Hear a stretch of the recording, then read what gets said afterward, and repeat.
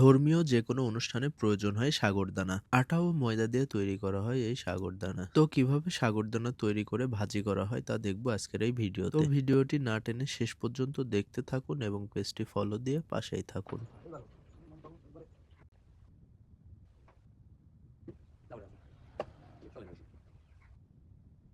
এটা তো এখন চিনি টিনির জন্য বেশি চলে।